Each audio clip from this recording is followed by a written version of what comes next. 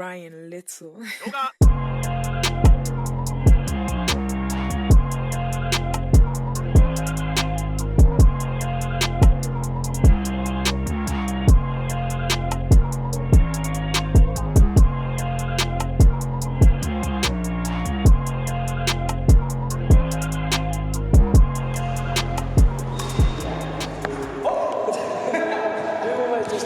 How does it feel to miss that shot?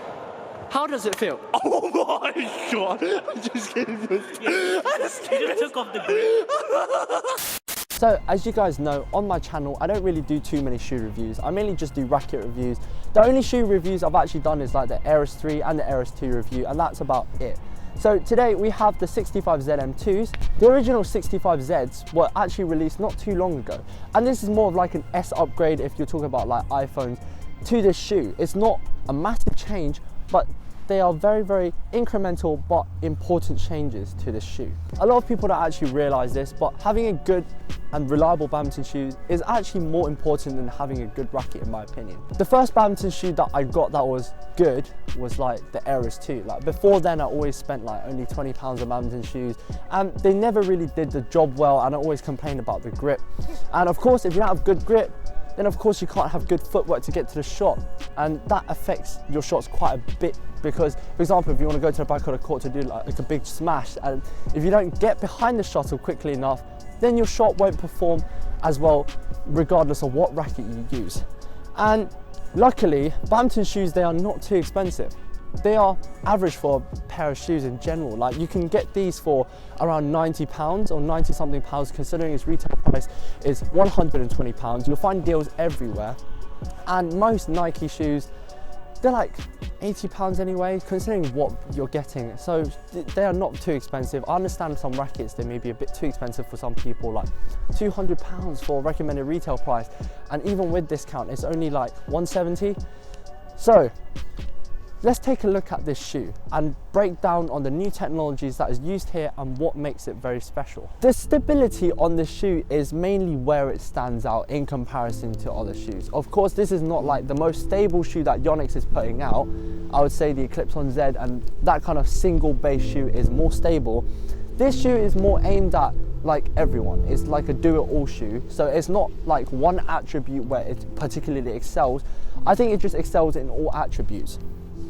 For example, the Eris 3s and Eris 2s, they mainly excel in speed, so they're very, very lightweight, and they kind of like reduce the stability and the comfortability just a little bit as a sacrifice to make it a bit more quick. So with this shoe, there are three main things that they have done to make it a bit more stable. The first thing is the SynchroFit insole. So it's hard to explain, but if you click on the link in the description below onto Yonex's website, you can actually look at the diagram where they actually kind of explain what it is. So basically on the insole, particularly around the heel, it kind of just fits your ankle a bit better, so you don't really twist your ankle as easier. The second thing is the lateral shell. So if you were to look here, there's this kind of, it's not really exoskeleton, but it's this tough lining and design all throughout the shoe, as shown in this B-roll, and basically it just stops your foot from sliding as much, and it just holds it better in place. It hugs it tighter. The third thing to do with this is actually the toe assist shape.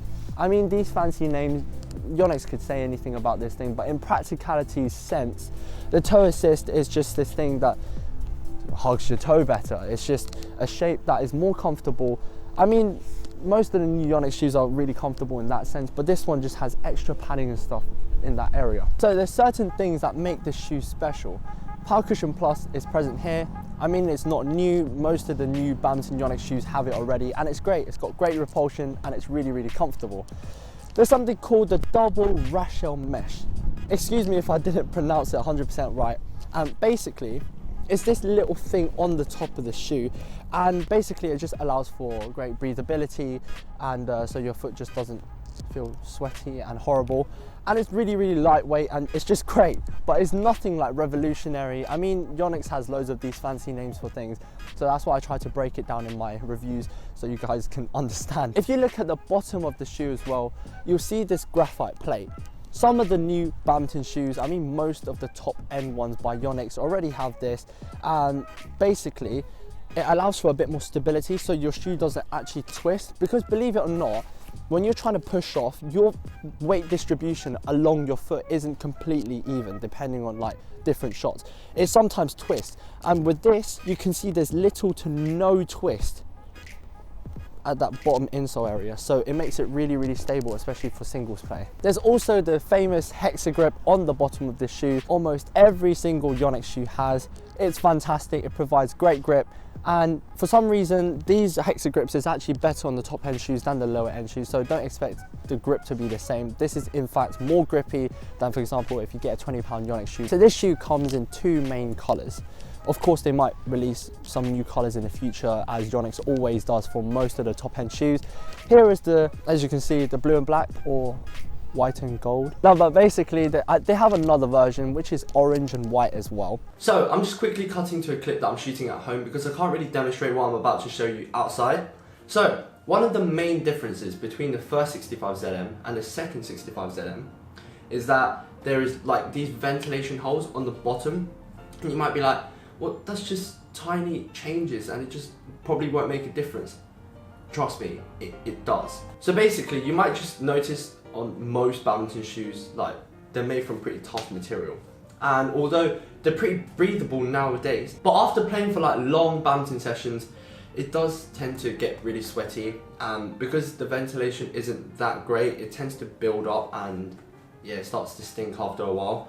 I'm not a particularly smelly person, but I know some people with these shoes that actually reek because it's just so plasticky.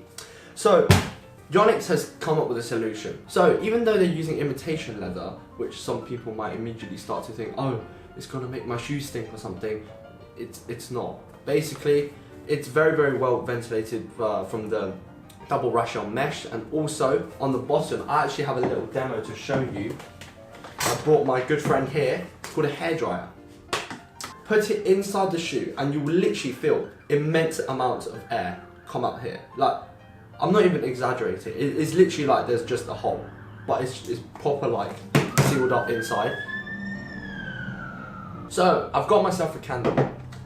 I've got the Eris 3, which doesn't have the ventilation hole on the bottom.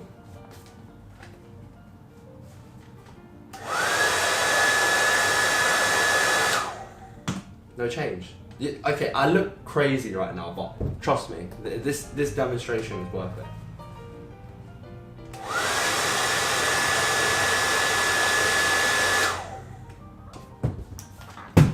What? So right now I'm going to talk about the real life usage and experience with this shoe. Fortunately, me and Fifi, we both have the same shoe and we both had the Eris 3s before. I mean, we still have it, but we don't use it as much because currently we're testing out this one.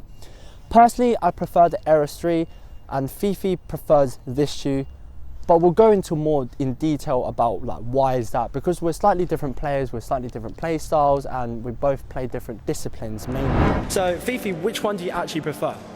SHB 65Z2s. It's got really good stability and it's comfortable. So Fifi here is more of a singles player. I'm more of like a doubles player. So for him, he finds it a bit better because it's a bit more stable in general than the Eris 3s. However, with the Eris 3s, it's quicker and it's lighter. So for doubles, like, it's just, you get to run around quicker. You get to jump around with a bit more agility. The only compromise with the Eris 3 is that I did twist my ankle a couple times before with that shoe. Yep. And Fifi has done so with that shoe as well. In fact, in Malaysia, he actually had a tournament. Yeah, he had a tournament, and you I literally, it was so far, it's too light. It's like I went over my ankle, and then I twisted it. I was like, what? Yeah, how long were you out of badminton? 2 weeks. 2 weeks. Wasn't that bad? Yeah. Yeah, but still, isn't it? No, but it was bad. The pain was bad. I'm telling you, the pain was terrible. Yeah. But with the SHB 65ZM2s, like, it literally feels like it's not going to twist your ankle. So as you guys know, rackets have different characteristics that separate it from either being a singles racket, a doubles racket, a quick racket, a power racket. There's so many different attributes of different rackets, and not a lot of people actually know this, but shoes actually make a difference.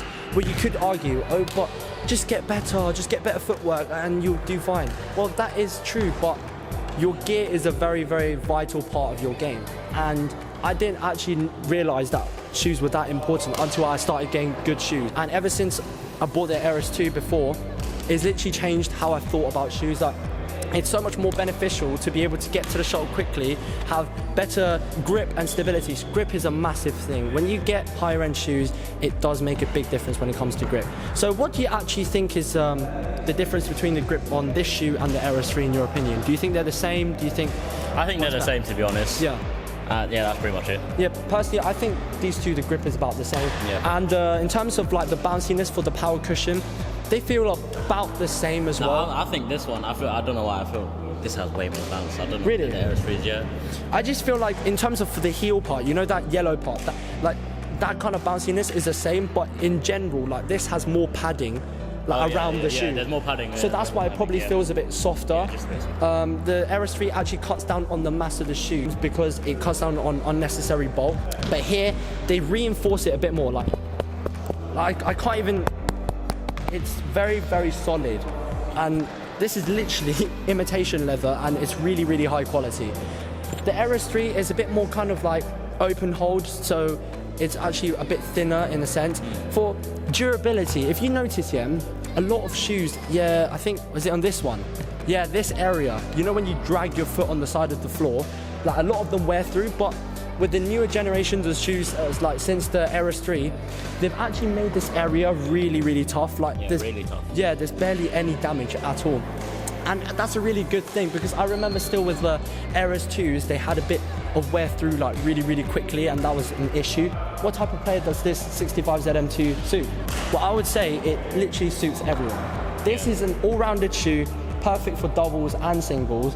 With the Air S3, it's like specially made for doubles, so it excels in that sense, and it does slightly less well in terms of for single stability. In fact, if you're just an average player that plays in clubs that consist of both singles and doubles, I would say just go for the shoe so you don't have to pick like one kind of attribute that intensely. You might have also heard about the clips-on Zs. They're like really, really heavy, and they're really, really stable. Like there's a lot of reinforcement in the structure of the shoe. The ankle, yeah. It is one tank of a shoe. The Eclipse-on Z is very, very, very good for singles. Some people find it a bit too heavy for doubles, but I mean, it's... Yeah, that's why you don't see much international players using it. Yeah, I mean, it's a whole different target audience for that shoe. You see what I'm saying? In terms of rating on the speed of this shoe, I would say this is like a solid 8 out of 10. Yeah, I was literally about to say the same. Yeah. So what about stability? I would say this is a 9. Bro, I'll give it a 10, man. After that ankle break, oh jeez, man, you don't understand. What about comfortability? Fam, that's a 10, you know. I would say this is like a 9.5 in terms of comfortability. Like, I don't want to give it like a perfect score, because what if they make like a better shoe? Yeah, you see true, what I'm saying? So I think the best way to describe this shoe is like your favorite shoe just got better, because as you can tell, the shape of this shoe is like the standard iconic badminton shoe. Whereas like, if you look at the Air S3, it's not like that standard. It's got like weird things all over it. It's quite a different design. Eclipse-on Z, even more radical of a design. Like, when have you ever seen like the whole side of a shoe like made it from plastic or something like that? Yeah, but this one, you can't go wrong with this. Thank you so much for watching this video. If you want to see more shoe reviews or like reviews of other badminton equipment, just comment it down below and I'll have a look at it. I read almost every single comment. And before I end this video, I'd like to thank you so much to all my Patreons for supporting me. God. Thank you so much for supporting me all along. On Patreon, I post like Patreon exclusive content. You get early access to videos, and sometimes I do giveaways and Skype calls and stuff like that. So if you want to be my Patreon, it's really, really cheap. It's just like $1 a month. It's like literally less than a coffee, and you get to keep my channel going, and plus you get the perks. So if you haven't checked it out, click on the link in the description below.